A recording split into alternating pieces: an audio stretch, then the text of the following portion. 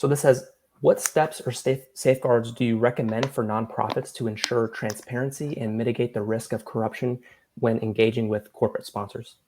Oh my, corruption.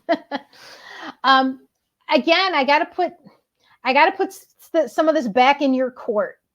When I'm working with clients, the first thing we do when we're talking corporate sponsorship strategy, one of the first things we do is we create a sponsor profile.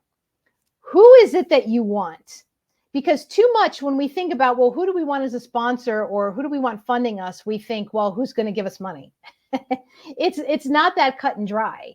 You want to attract the right types of people and companies that really align with who you are, right? So you got to sit down and really think about, what do these companies look like? How big are they? What are some of their industries? What else are they doing with other nonprofits? Now, the reason I say that is, if you do your research up front, especially with public companies, which many of the Fortune 1000s are, right? You're going to know right away if there's a potential issue.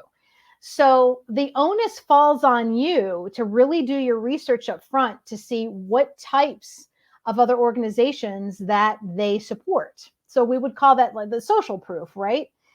If we see that, XYZ nonprofit is supported by Target or Goldman Sachs, that might give us pause and think, okay, that makes a lot of sense in terms of what we do.